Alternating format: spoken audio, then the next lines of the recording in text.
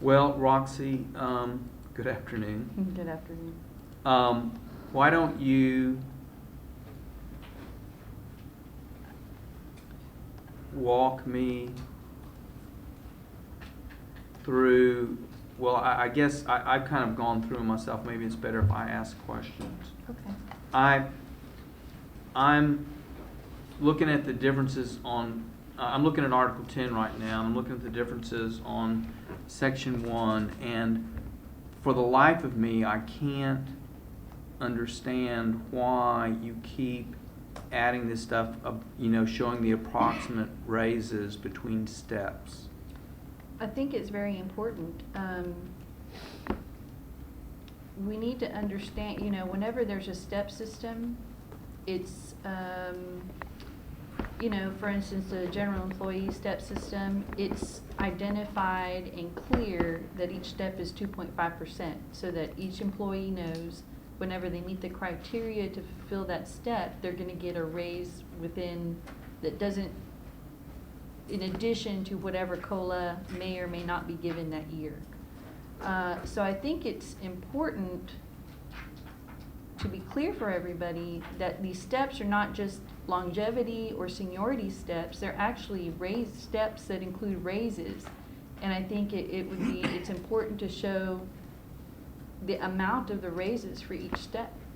Doesn't the chart on page 2 of your proposal show the raises for each step? Yeah, it shows the numbers, but I mean, if you look at the chart, unless you're a math whiz, you're not going to be able to figure out what kind of a percentage raise that is.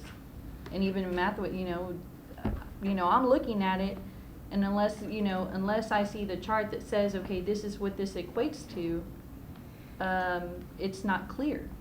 The monetary value is there, that's true, but the difference between step 1 and the different steps, the 6 month, the entry level, the 6 month, 12 month, 18 month, 30 month, and 120 steps are not clear. Are not clear in what sense? I think it needs to be shown that on top of any cost of living increases that we're talking about, or on the base wages, that's applied not only across the board, but is applied to each and every step, which is already a raise embedded within itself. But then this chart is misleading, because it implies that people are getting a bunch of raises that they're not. Half of your bargaining unit, or thereabouts, is already topped out. I'm telling you that when I see something like this, I mean, everybody in the city gets step raises, and we all know that they're raises. I mean, public safety employees get them, we get them. I mean, if I go to the police contract, am I going to see a chart like this that shows the percentage raise between the steps? Well, I can't tell you, probably not, but I have not negotiated that particular contract. And maybe you have or haven't, but the city has, if I'm not mistaken. And I've seen the proposals that have been made to them, and they don't have a chart like this. And I'm just wondering why the difference in treatment. I mean, in case after case, and I'm sorry, but I'm a little bit frustrated. In case after case, I see you guys trying to do things to us that you're not trying to do to the police. You're trying to take away our maintenance standards. You're not trying to do that to the police. You're trying to change the way we get overtime. You're not doing that to the police. And now you're trying to put in something that looks like people are getting raises every year, when for half of our bargaining unit, that's not true. These approximations, by the way, I did the math. It's not hard to do. I don't think, we've had a fire department under a contract for 40 years without this chart, and none of my firefighters have been misled. And these figures aren't even accurate. They're like a 0.5 percentage point off in some cases. And so, I just have to wonder who you're trying to communicate to. And let me move on again. We're trying to communicate to the fire union, who has a lot of misunderstandings about what rights and what rights they get through this contract, and that they don't get raises. I want it to be clear that these steps are raises, and they're significant raises amongst the steps. It's not just a 0.5%. It's approximately an average of a 4.5% raise amongst each step. Well, That, that's true in some cases and it's not true in others. I mean, if I look at the firefighter 2, Well, I'm saying average. between all the steps except the last one, they get a 2% raise. So what you're telling me is that for the first 4 steps, they get less of a raise than non-public safety employees do when they get their step increases. I mean, we can beat that point to death, and it's a minor point. But I don't know who you're trying to communicate to, but you're not serving any useful purpose if you're trying to communicate to the firefighters. They do know that they get raises like every other employee of the city gets raises when they get a step increase. And the step increase just started for city employees. This has been in effect for the firefighters for a long time. I just got the raises for the city manager, the assistant city managers, and the hierarchy. And they've gotten significant step raises in the last 3 years.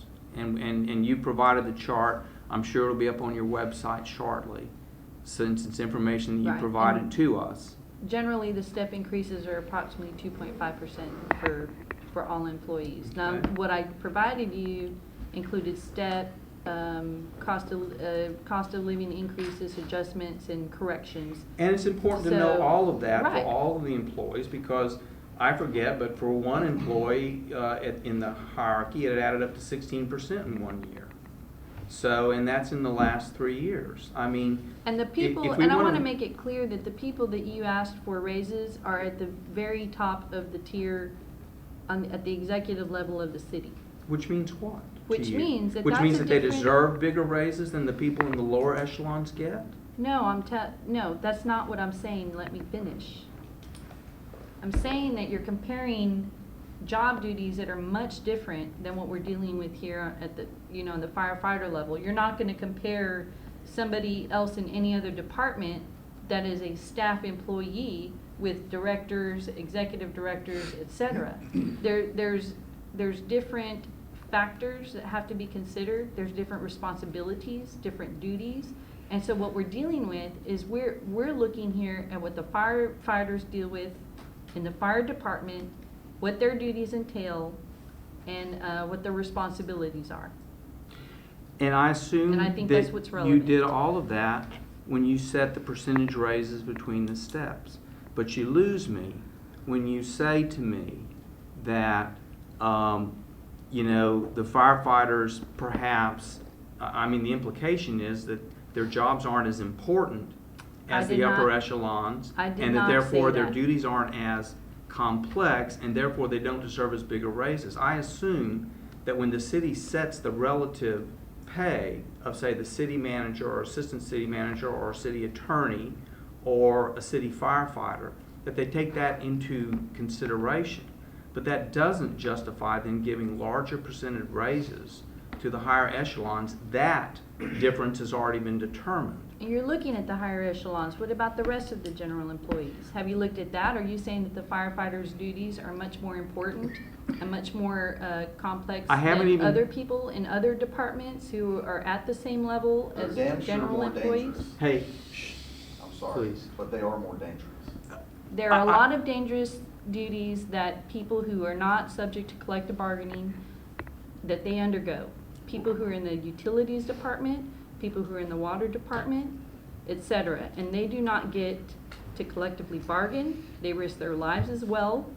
So it's just really, I understand, but I want it's you to really understand. upsetting that you're trying to single that out and not compare yourself to all of the general employees and only to the top people at the organization. Then I'll take it a step further.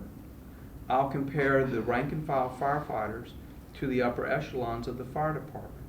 You now provided us the raises that your deputy chief, your chief, and your assistant chiefs have gotten over the past 3 years, and they've done quite a bit better than have the rank and file firefighters. They don't have bargaining. Their jobs are not more dangerous.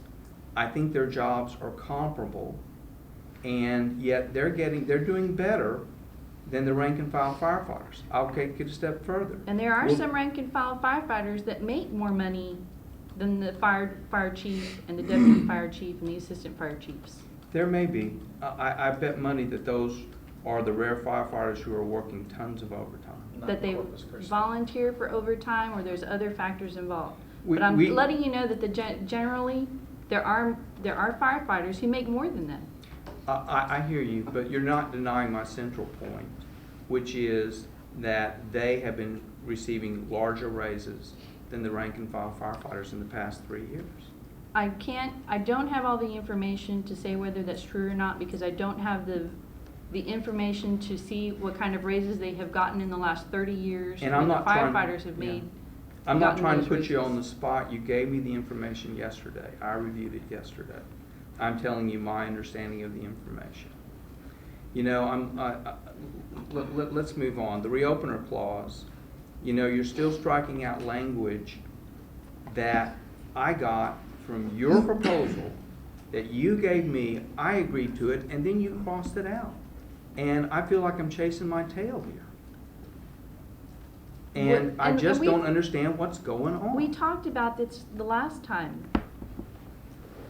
You- I you- didn't want to commit the city to bargain for, you say, adverse effects, and that could be anything that may not, including subjects that may not be proper for bargaining. Well, adverse effects on firefighters of changes within management rights, in fact, is a bargainable subject, and I defy you to come up with a case that says that it's not. So what's the difference But- between that and but forget subjects, that one. and it says subjects that are proper for collective bargaining negotiations? Well- You can bring any subject that you want onto the table. If it's mandatory, we bargain on it. If it's permissive, we decide if we want to bargain on it, and if it's illegal, we don't bargain on it. So what's the Right. difference between saying subjects that are proper for collective bargaining negotiations and listing them out like that? I don't understand what the Here's the problem phrase is. you crossed out. You said that any reclassification would, to address changes, if any, that reclassifications would have on base wages, step salaries, eligibility for promotion, and any adverse effects on firefighters affected by the change. That was stuff that came from your proposal, and I assume that when you made that proposal, that you knew, as I know, that all of those subjects are proper bargaining subjects. But then you crossed it out, and it's like, you know... And I have to look back, because I do remember including base wages, step salaries, but I don't know about the adverse effects of the firefighters affected by the change. Because I don't want somebody losing a parking space to become something that they insist on bargaining at the table, because it says here, any adverse effect. Yeah. Okay, let's keep going. Section 2 wages, I appreciate the fact that you have increased your proposal. I don't understand why you've eliminated the Me Too provision with regards to Corpus Christi police officers. You know, Number one, as I do. I think we need to hear why you included that in the proposal to begin with. Because over the last 3 years, the police have gotten 4%, 4%, and 4%, while the firefighters have gotten 0%, 2%, and 2%. So in the span of 3 years, police have gotten a 12% increase in wages, base wages. Firefighters have got a 4%. So all I'm saying is, hey, you know, we're willing to talk about specific numbers, but if you turn around then, as you have done in the last 3 years, and give the police a better deal, then we want that deal. I mean, you talk about not comparing to the upper echelons. Well, now I'm just comparing to other public safety officers. Right, and you're comparing two different departments that do that are two completely different operations. And first, let me correct you in that whenever we negotiated the 022 the last time around, that was in effect, there was other benefits that were given to the fire department, specifically a 0 premium insurance policy with a $500 maximum out of pocket, no prescription fees, all these other co-pays that don't exist now. So that's basically putting approximately $7,700 in each of the firefighters' pockets that they didn't have to pay for anymore. Isn't it true that the firefighters pay more for health insurance than the police do right now? I don't have that information in front of me. It may be true. Those premiums are based on utilization that was fully discussed at the last last negotiations. And we discussed and already agreed on health insurance here, and the health insurance fund for the firefighters is quite healthy. In fact, it's grown the whatever you call it, the pot of money has grown quite a bit. We didn't Right. ask for any changes in that because, even though it might justify a decrease in our premiums, we didn't ask for that because we want that fund to continue to be healthy. But I can't believe that the negotiation of the health insurance was a trade for 8% in base wages over 3 years, which is the difference between what police and fire have gotten. Well, and the and- police have comparable and you're health looking at- insurance benefits. Well, and you're Exactly looking the same. at, excuse me, Their He's insurance saying is exactly the same. the policies are exactly the The same. health insurance that we have. The benefits? Is exactly the same as the police.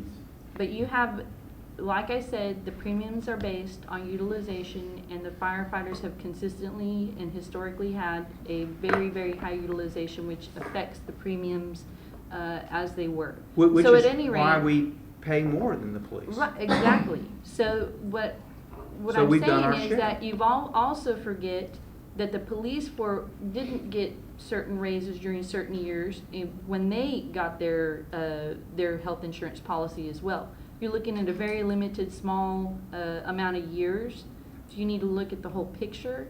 Number one, when we're dealing with the fire department, we're negotiating here with the fire union, not with the police union. And these negotiations are separate and apart from that. Okay. The operations in the departments are completely different. They have different requirements. There's different factors that we have to look at, and we're gonna deal with them separately. I hear what you're saying, and I'm not suggesting that we tie ourselves arm in arm with the police. That's what But you're the- suggesting by the Me Too clause. What you're I- wanting to do is gain the benefit of any benefit of their bargaining. Right. Because and a lot of that bargaining is separate and apart from here. We're not gonna bargain with you on police department needs. I understand that, Roxy, but the problem that I have with what you're saying is that we both know that the police raises over the past 3 years were tied to a grid where you compared them to 25 certain cities, and then you gave them either the average of those cities or 4%. And because they were behind, they always got 4%. We gave you that same sort of information for those same 25 cities here and asked you to consider something like that, and you don't want to do that for us. And The only reason you picked those 24 cities is because they're the same ones we use for the police department? that was my understanding. Okay. If Did you have a take different into it- understanding. Did you take into account whether they had an EMS service or ambulance service? Did you I take didn't. into account any different kind of factors like that we look at? I didn't, because I assumed that if you felt that there were differences that were significant and there was a different pool of cities that we should be comparing ourselves to, that you would come back with that information. That's what I would expect you to do. You haven't done that. So far, the only economic information you've given me is how much our proposals cost. But you haven't really engaged with me at all about whether we're paid the same as comparable cities, when in fact, you have made exactly that deal in how you treat the police officers. And I'm just, I'm frustrated because in area after area, I'm seeing differences between police and fire. And it really, at the end of the day, isn't enough to say they do different jobs. I mean, I stand second to none in my admiration of the police officers and the valuable service that they provide to the community. I think the firefighters also provide a valuable service to the community, and that the jobs in that sense are comparable. Although there's no doubt that it's different kinds of bravery that is exhibited. But at the same time, I'm frustrated because I don't understand the difference in treatment that's being accorded there. I'm not saying that we're not making progress on the economics. I think that we are. But I'm just saying that at the end of the day, telling us that you're not willing to do the same sorts of negotiations with us that you're willing to do with the other group that does have collective bargaining really, I think, requires you to say why. And that's all I'm asking for, is the why. Why the difference in treatment. Are you talking about just our specific proposals? You're saying that's what the difference in treatment is? Yes, I'm saying why would you insist, I mean, we're very close to the end of bargaining, and you continue to insist on maintenance of standard, taking away our maintenance of standards, and yet you didn't even make a proposal to take away the police maintenance of standards. You proposed that we're not going to get overtime for callback unless we meet a FLSA threshold. You don't even have the police on a 7K schedule. I mean, they get overtime, whenever they work outside their regularly scheduled work hours, and they have a 40-hour work week, and you haven't proposed any changes with regards to them, but proposed changes with regards to us. And your proposal with regards to EMS, which we're going to get to in a minute, we feel, and you may argue with me, but we feel takes away valuable rights that the firefighters enjoy under their current contract. And we just, we're struggling over here to understand where y'all are coming from. And I'll tell you one thing that we've done here that we didn't do with the police. We guaranteed you a contract for next year. That's a big deal with the current impasse procedure that we've TA'd. There's a guaranteed end within a certain amount of time, based on facts and ultimately a binding arbitration if negotiations are not successful. And I think that, truthfully, Roxy, that benefits both sides. And I think that that it does too. Because one of the city manager's key points throughout this process, throughout the litigation, throughout everything, has been that he wants to take politics out of the process. And by tying us to a standard that makes us prove that our proposals are more reasonable than yours, he moves a long way towards meeting what he identified as one of his key goals in the process. So while it is fair to say to us that that is an important get that we have gotten, you get the benefit of that too.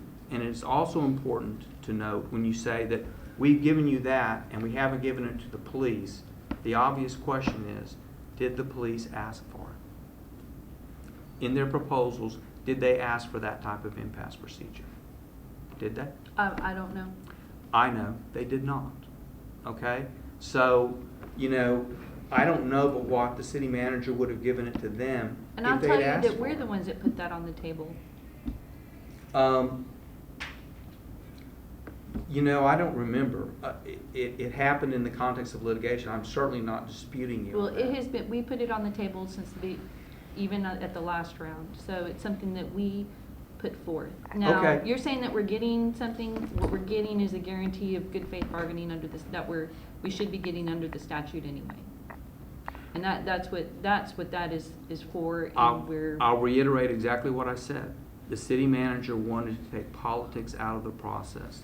That was my understanding of why that proposal was made.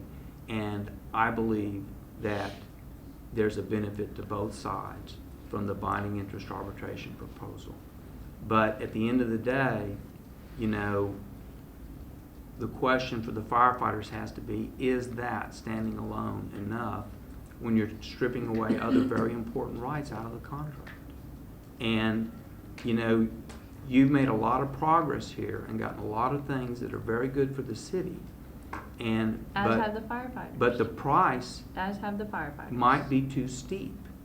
And I'm just warning you. We're at that point where y'all are going to make some important decisions. And I hope that,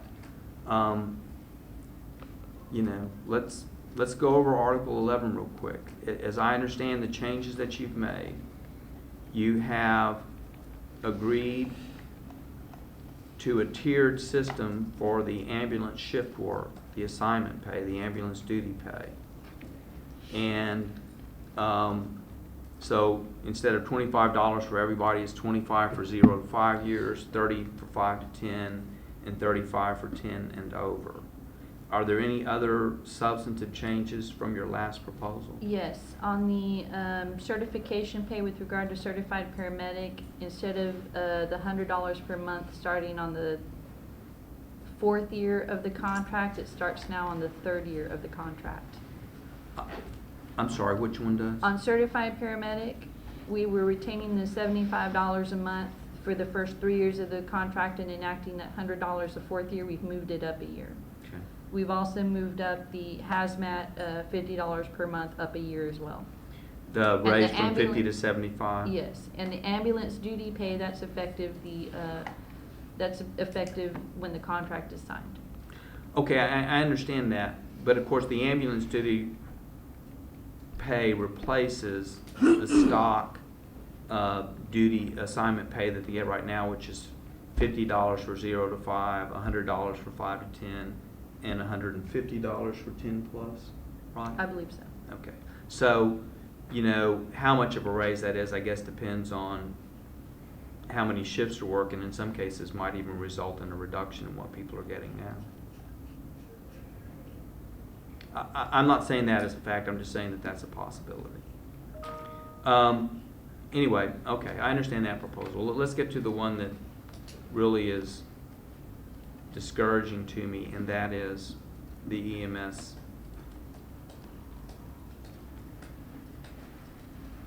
assignment pay.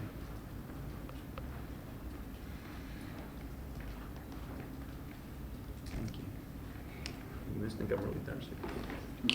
I want you to stop.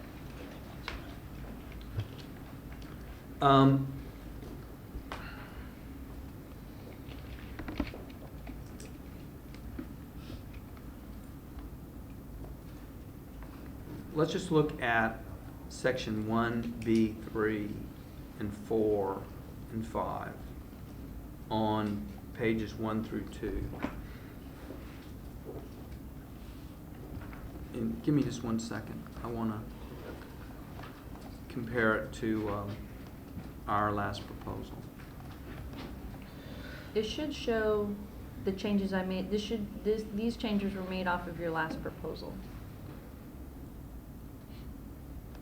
And if I can if I can help you understand what the addition of number 3 was, what that was on page, well, let's see, on section 2C, under your proposal, it was entitled temporary and permanent demotion, and it was kind of in there generally, but because of changes we made to the certification requirements for firefighters hired after the October 1st, 2014, it kind of didn't fit just quite there.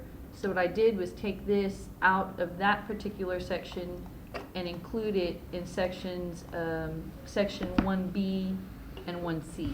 And that's what the addition of that is. And where was it in my proposal? In your proposal, it was in section 3. I apologize. Yeah, section 2C. So I just moved it to fit the people who were eligible or who that actually applied to.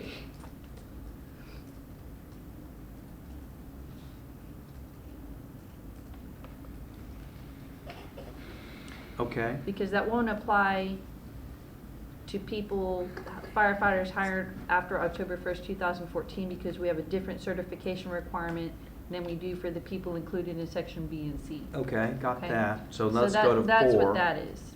Okay. So let's go to 4.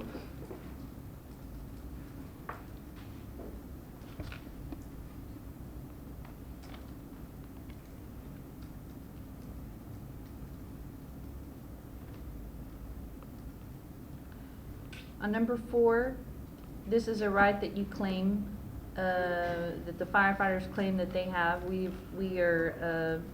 don't agree with that. It's not a right that was given to them by the old contract. But what we have done is we've agreed to do grandfather it in for this section of firefighters hired between June 1st, 1985 and December 31st, 2005, with certain stipulations. We've left in that commencing, it won't start until September 1, 2016. And the firefighter ones who can apply for this to get off the ambulance rotation have to have had their paramedic certification for 8 years, have had to participate in the ambulance rotation for 12 years, and have been continuously classified as a firefighter 1 for 12 years.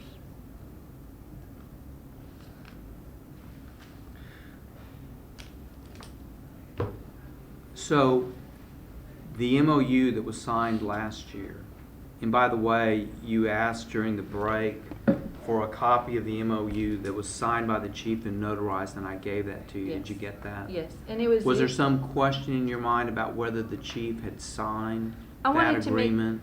No, I wanted to make sure I had the proper draft of the agreement, and the draft that you had sent me earlier had a couple of different revisions to it. So I wanted to make sure that I had the final signed copy that you were working off of.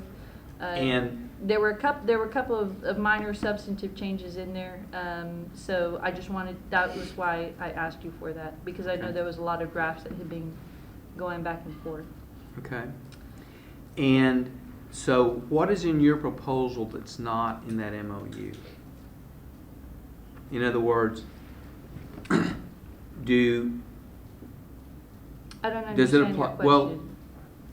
The grievance was based on a firefighter ones who had asked to be voluntarily demoted and they were denied.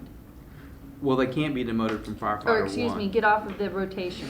Excuse me, I misspoke. And been denied. Right. And as a result of that, just last year, the parties signed an MOU. Settlement agreement. MOU, a memorandum of understanding and settlement agreement in my mind are two different things. And explain to me the difference in your mind. A memorandum of understanding is an understanding between two people on a interpretation of something, interpretation of a provision, an issue, etc. This settlement agreement was made to get rid of this grievance. In consideration of getting rid of that grievance, they agreed to go ahead and do this for a certain amount, this particular voluntary demotion. One of the things that was held in there, one of the previous drafts, and it was always the city's intent that it would not create a past practice, and that was specifically talked about. But that apparently did not appear in the signed copy. But what did appear in the signed copy was that agreement and anything within that agreement couldn't be used in any kind of lawsuit or an arbitration or as evidence in anything. So, But what also was in the agreement was this language: grievance further agree that this agreement and release shall be binding upon the entire association membership. Right? right, but it was for settlement of firefighter one request to get off of the ambulance rotation. And for the firefighter 2 EMS, we have the Pulido Award that establishes that that is not a right that the firefighters had under that contract. So let's get down to item number. So what you've added to what was agreed to last year is they have to have continuously been classified as a firefighter 1 for 12 years. Yes, and they've had to continuously participate in the ambulance rotations for 12 years as well. And that's not in the settlement agreement. Not to my knowledge. Okay. And I'm just curious, has the fire chief told you or told your team or represented to anyone that this provision that you propose today is necessary in order for him to adequately staff the ambulances, that he needs this additional protection over and above what we offered in our last offer to you?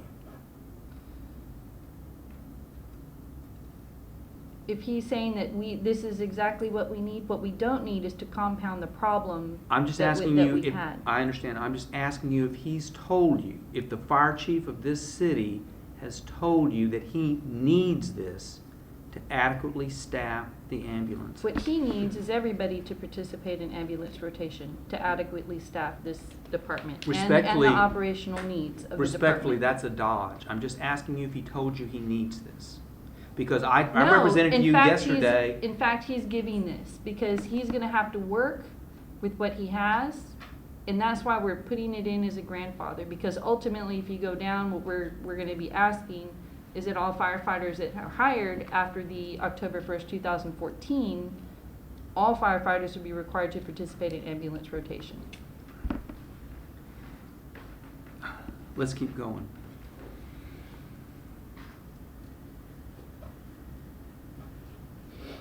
I'm looking at item 5. All other firefighters will be required to participate in ambulance rotation as a condition of employment. Failure to participate in the ambulance rotation will result in discharge. Who are these all other firefighters? Well, it would actually be the firefighters, firefighter 2 EMS. Not captains? Do captains participate in ambulance rotation at They this don't, time? but it says all other firefighters capitalized, that's bargaining unit members. And so I assume that's everybody but firefighter 1s. The intention was all firefighters that are required to currently ride the ambulance would be required to participate in the ambulance rotation currently. And So if if the captains don't ride the ambulance, then that's not, then that would, unless, I don't know, is there ever a time where a captain is required or, to act in an for ambulance duty? No, that's why I don't understand the proposal. Because the proposal clearly includes captains, all firefighters except firefighters 1s. And as I read it, it indicates that you can be fired for failing to participate in ambulance rotation. And then I don't understand how that dovetails in with paragraph 3, in which you said that a firefighter 2 EMS who fails to maintain paramedic certification would be demoted to a firefighter 1. Well, if they if they give up their patch, their paramedic patch, which they clearly have a right to do, it looks like if we agree to this contract, we're giving up that right, and their giving up their paramedic patch could result in discharge. Was that your intent? No, the intention was the firefighters who are required, and I apologize, the intention was the firefighters who currently are required to ride the ambulance cannot be asked to be taken out of the rotation. But if that's they can, a firefighter 2 EMS, that's fine, but Okay. they can drop their patch. they can drop their, They can can still drop drop their their patch. patch, and then they go into whatever the firefighter 1's requirements are to get off the ambulance rotation. Well, if they drop their patch, they're off the ambulance rotation because they've lost their patch. So they don't even have to go through that firefighter 1 thing. And so what I think I'm understanding from your proposal is that firefighter 1s can get out of the ambulance rotation just by giving up their patch if they've met the 8-year requirement. Firefighter 2 and above, the only way they can get out of the ambulance rotation is to give up their patch. So As it is currently. your proposal is designed to coerce firefighters who are burned out to No. give up their patches. And I'm curious. No, we're not coercing people to give up their patches. Well, if they just can't, if they just, can't do the ambulance anymore, If you look then at it. that's the only Well, choice and you leave there's them. a lot of different ways to get out of the ambulance. You can drop your patch, you can promote, you can go look for something else. I just don't understand, when you're looking at it in a vacuum, you're misrepresenting what we're doing. We're trying to incentivize the ambulance duty with the ad pays that we're trying to work on. The only way to demote, if you're hired after May of 1985, the only way to demote to firefighter 1 is to give up your patch, right? Right, or. You can't voluntarily demote. That's what the arbitration proved. You can't voluntarily demote and keep your patch. Right. So the only way, if you're a firefighter 2 EMS, the only way you can get out of that cert duty is to promote. I know that you know that there aren't that many positions above the firefighter 2 EMS. The bulk of the department is in those first 2 ranks. So that's one way, and the only other way is to give up the patch.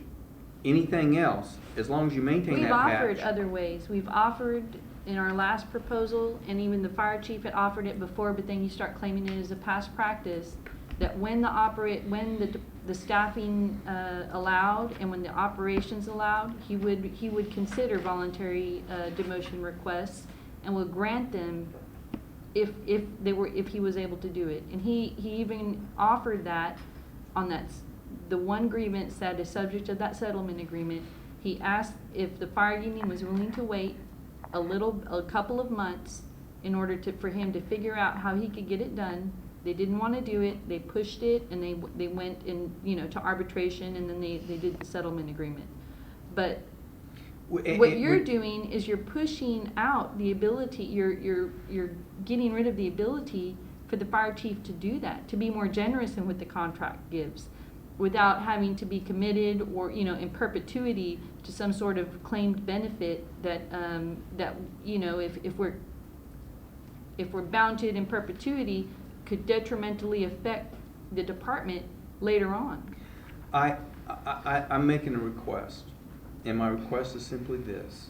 I'm requesting that the fire chief come to our next meeting, which is on Monday, and explain to me and to this team, because we don't understand, explain to me what your proposal does for him in terms of meeting the legitimate EMS staffing needs of this department that our proposal does not accomplish.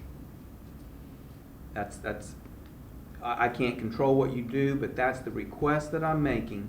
I want the fire chief to explain to this team why our proposal doesn't give him what he needs, because I'm telling you that in our considered estimation, it gives him more than the flexibility that he needs to get the staffing. And what he's really doing with the proposal that you're making is he is engaging in self-defeating conduct by forcing more people to give up their cash than want to do that. And, I can't tell you that I'm right. I don't claim to be an EMS expert, but I'm talking to a lot of people over here that have spent a lot of time with EMS, and they don't understand it either. And I'm hoping that the chief can articulate it to me, because I can't sell it to the membership based on what you're telling me. Well, I think it's clear, and what I don't understand, why you can't understand this, that when you're opening up this voluntary demotion right that is not in the old contract, that is just not there, that's what's in your proposal. You're opening it up to the entire, all firefighters. When all of them can voluntarily demote after 8 years, then who's left to ride the ambulance? You're potentially creating a situation where the pool is going to be so small, could be so small, that then you're gonna complain that those people in that small group are riding the ambulance too much. Roxy, that's not true. How is that not true? Okay, let me go over what I just went over with you yesterday. I told you yesterday that right that we're asking for, we're going to give you a 14-month moratorium. You've got 42 people in training right now, and we already in the proposal that we've made, those people can be required to maintain paramedic certification for life. You just opened another training class, you're going to hire up to 40 more people. So that's 80. So we're giving you a 14-month moratorium that the chief can then extend in 6-month increments as needed if he doesn't have adequate staffing. Now, how does that not meet his legitimate needs? It is not fair to say that we've opened up the 8-year requirement and not given him tools to make sure that he has staffing. My last proposal to you, it has a Section 5 commitment to staffing needs. Right, and if you said if he uses it too much, we're going to expect a grievance. I said if he did after 14 months, if he did 2 back-to-back extensions, that he might expect a grievance if he didn't have a good explanation for us. I did say that. But we're still going to have to defend a grievance, even though it's something So that's is that in the what contract. this is all about? No, I'm just telling you that that's what this leads to. When we're here, we're trying to talk about how are we going to fix this problem without having to fight about it later. That's what we're here about. It's not about filing a grievance. It's about understanding what you're asking of us and what we're asking of you. You're telling me that you don't understand what we're trying to do. We're trying to make sure we have adequate staffing for our operations. We don't know what's going to happen in the future. We don't know. We plan to have regular classes. There could be a budget crisis. I don't know. There could be... A budget crisis would be a perfect example of a situation where a moratorium would be appropriate. For 6 months. And then if we file another one, then, ask for another one, then... But Roxy, aren't you telling me that, hey, association, the solution for you guys is to rely on the good graces of the chief. He wants to try You and work ask with us you, to but trust you can't. Why can't you trust us? Why can't we have a little back and forth trust? That's what I'm asking. When we give you a 14-month moratorium and then give the chief the opportunity to have additional moratoriums as the needs of the department dictate, is it too much to ask him that he be able to demonstrate that need if we feel like he's abusing that privilege? And apparently to you it is. Well, it costs money to defend a grievance. If it's something that can be done without a grievance, You know, I don't and that's understand. why our proposal says that when the chief feels like he's having trouble staffing, he convenes the LMR committee to discuss alternatives so that we can work collaboratively to try and resolve the thing. I also suggested to you that we would welcome a proposal that would have a reopener, so that if our proposal in fact isn't meeting the city's legitimate needs, the city could reopen negotiations to talk just about that. And that's still not, that Well, the proposal city is not isn't- forthcoming. The from. city isn't interested in negotiating its management rights with regard to staffing. I hope that's been clear. I think it's been clear that the city feels very jealous about guarding its management rights. And we've had, a lot of talk about management rights, and I think we're very close to agreement on that. This is a specific problem about EMS and the city, whether it realizes it or not, has competing concerns here. You can burn up your resources if you don't use them appropriately. I'm not trying to tell the chief how to manage the department. I hope that's clear. What I am suggesting to the chief is that compromise is appropriate here. And basically what I see in your proposal is that you're backing off an agreement you made a year ago.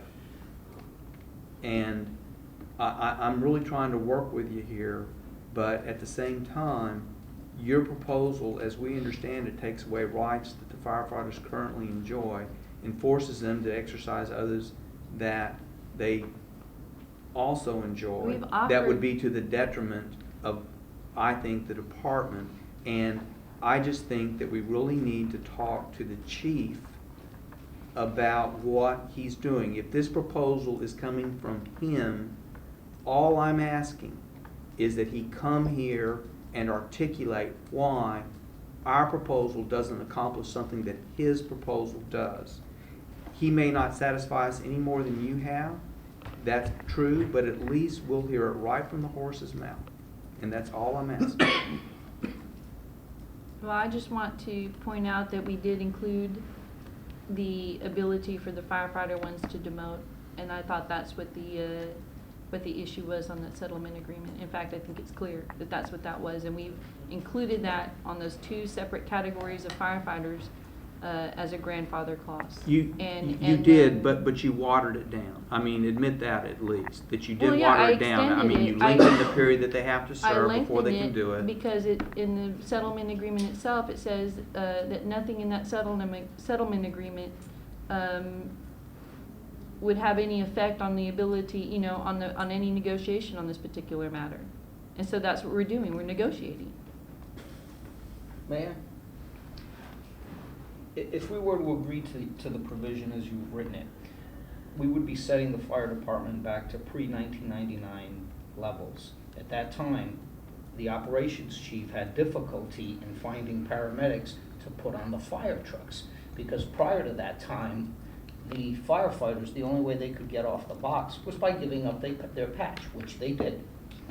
And it created a problem in placing one paramedic on every truck. They had to move people around. And I know, I remember that we've spoken about this numerous times, but we really want to reiterate that we find ourselves in the unenviable position of having to protect the fire department from retrograding back to the past.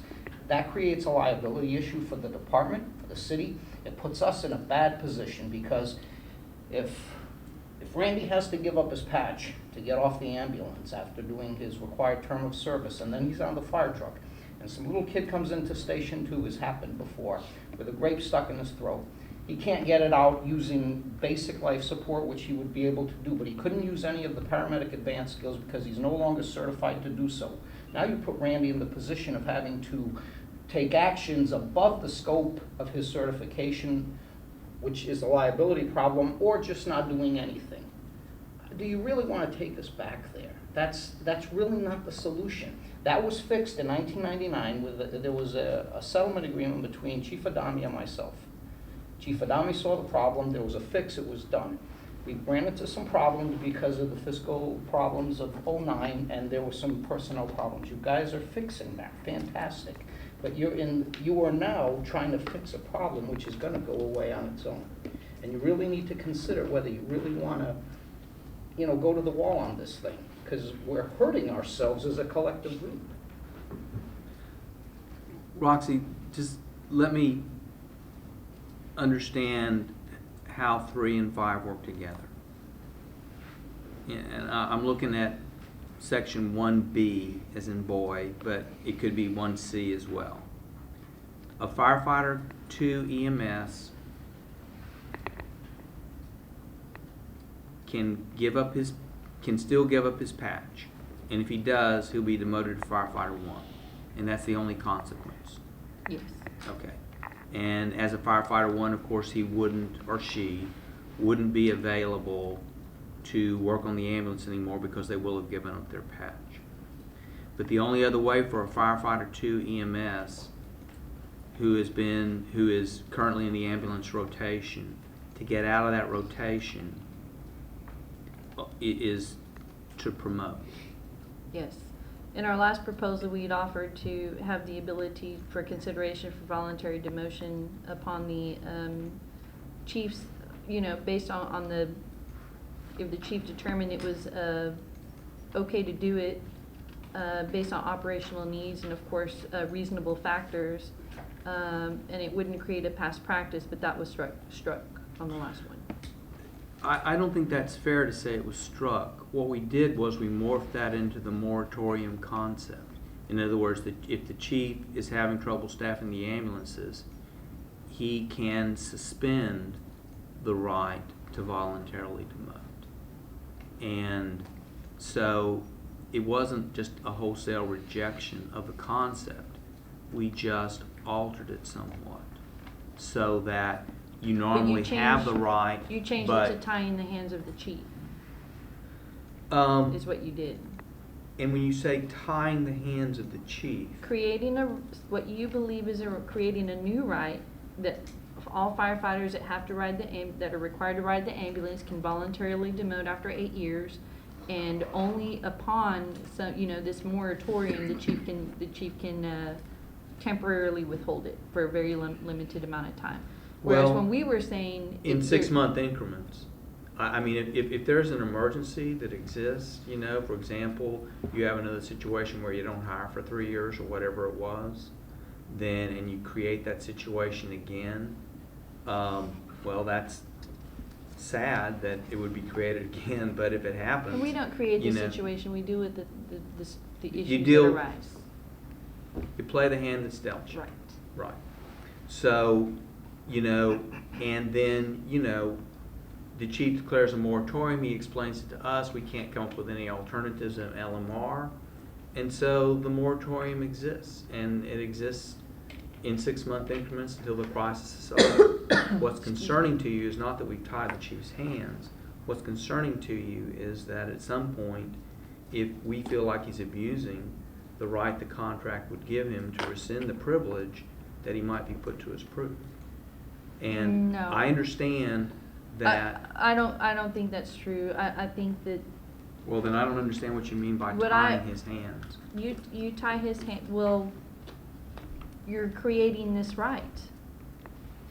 You're creating an additional right for the firefighters when currently, and what he was willing to do was, even though that right wasn't given to them by the contract, he would consider it and grant it when he could.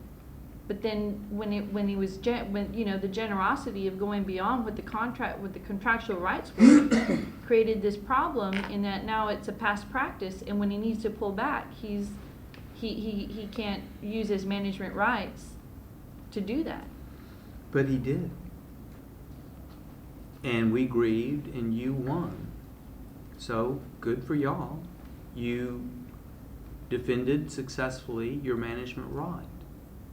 And now we're seeking a change, but we're doing so in a manner that preserves your ability to staff the ambulances.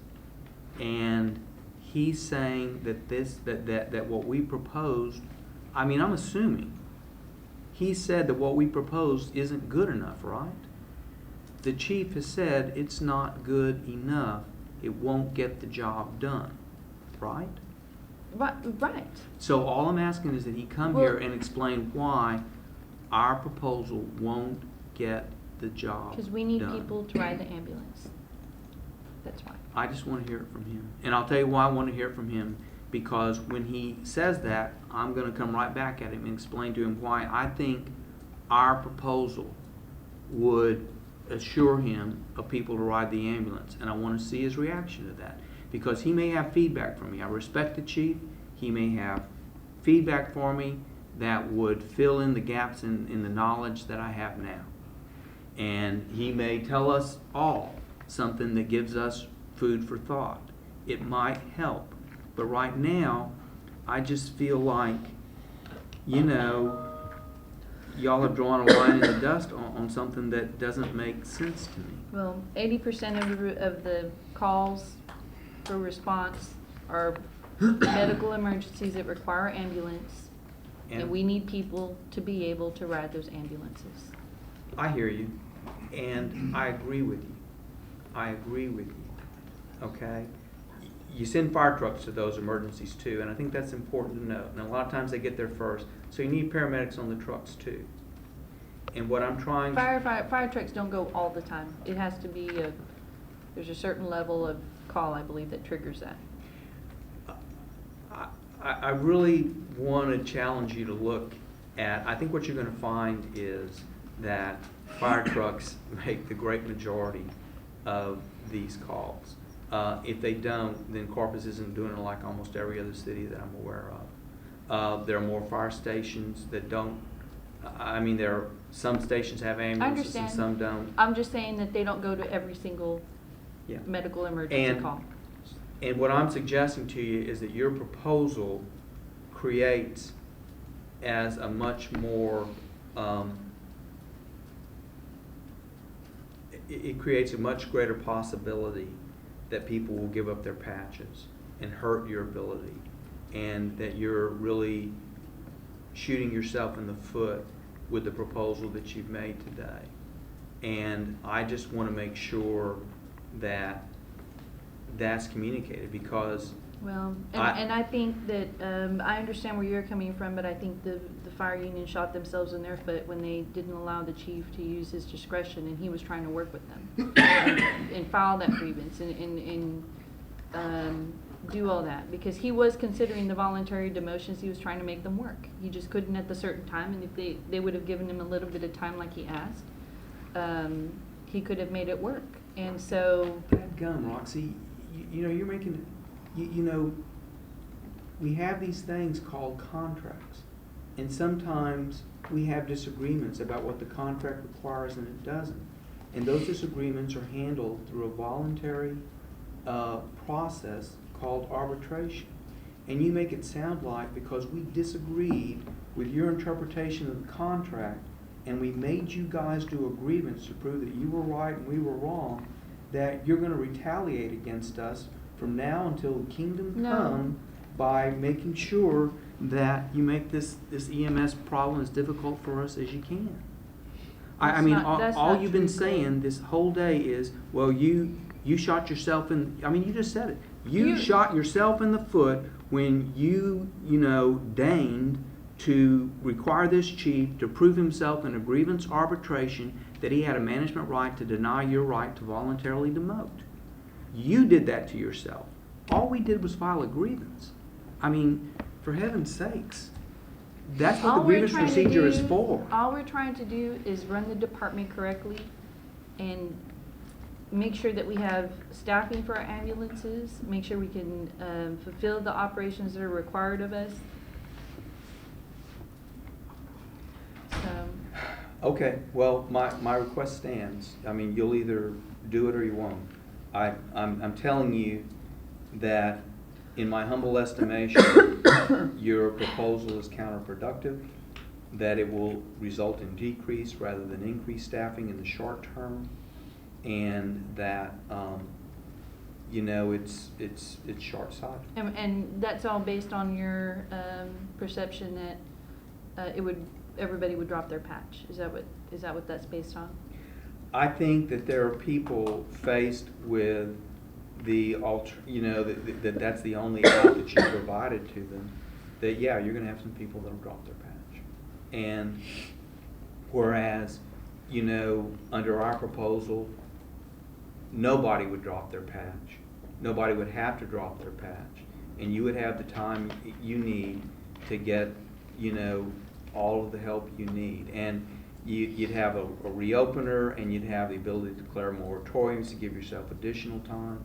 I mean, I thought, honestly, I thought our proposal was generous.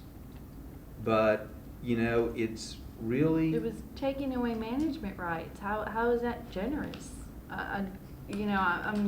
Maybe I'm missing something. I don't mean, do we not understand. agree that burnout is a real problem? I didn't say it wasn't a real problem, and you provided me information about Austin. I don't know if I it's... provided you information, too, that of the top 10 busiest ambulance stations in the nation, Corpus Christi has 2 of them. And, when you question whether or not I had people... Our management strives to make sure to equalize the ambulance rotations. So, I haven't gotten any information, and I'm not saying it doesn't exist. I'm not saying it's not something that we consider, but I just don't have any... You challenged me to demonstrate that we had people that are riding the ambulance more than 50% of their shifts. You said you couldn't find anybody that was doing 80% of the time. I produced statistics, or just from what we could get out of our heads in station logs.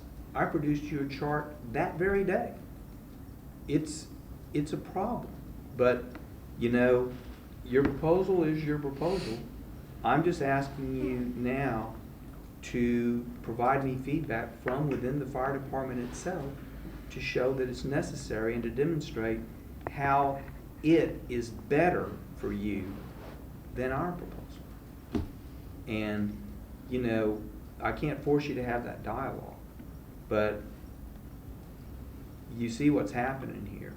Because it's just you and me talking, we're banging up against a wall we built between ourselves. And that's not productive. We need to try a different way. That's all I'm suggesting. Okay, we'll take that into consideration. So, looking at 3 and 5, you can give up your patch. That's not under this condition of employment thing that's in paragraph 5. Are we looking at B and C? Yeah, B and Okay. C. So a firefighter 2 EMS can simply give up their patch, be demoted to firefighter 1, no other consequences. They'll lose their certification pay. They'll lose whatever ambulance pay. But that's the only consequences for them. The only people that would come under 5 would be the people that choose not to give up their patch, and they're not able to demote because there's no provision for that in the contract. So as long as you continue as a firefighter 2 EMS, if you decline to participate in ambulance rotation, you could be fired because you would be violating your conditions of employment. That's right. In fact, to promote to firefighter 2 EMS is to ride the ambulance, as I understand it. Right. So, and firefighter 1s can just work for a longer period of time and then try and promote directly to firefighter 2 driver and therefore avoid the ambulance rotation. Possibly with what you have proposed on the firefighter. Well, one, with we're what you working with. proposed. Well, yeah, we're trying to negotiate on that, but that's what that's how y'all have said it. But That's just the contract. I mean, that's been the contract for a long time. In fact, the firefighter ones. Firefighter 1 can either wait 2 years and then test for firefighter 2 EMS, or they can wait 8 years and test directly for firefighter Right. 2 driver. Okay. Mm-hmm. And I mean, that's already TA. But, and that's not a change in how it's So been then for a I'm long not, time. we're not creating that anew if that was in the old contract. Right, Okay. that's right. And your point is? Oh, I thought you were saying that's what we're streamlining that somehow, or I- creating a way to avoid it. I'm just pointing out to you the problems that you have with this. You're creating a disincentive to promote to firefighter to EMS because you know that if you do that, you can never get out of, you're creating a situation where you're making it more desirable to give up the paramedic patch after you've served your 8 years. And it's your opinion, it's the fire chief's opinion, that that's going to help him get the staffing he needs for the ambulance. And that that's better than what we proposed.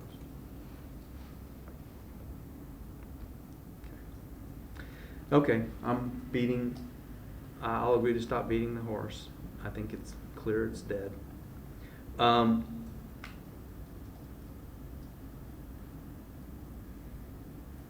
I do think we need to have dialogue with the chief. I don't have anything else to talk about today if you don't. I don't. I think we've gone over the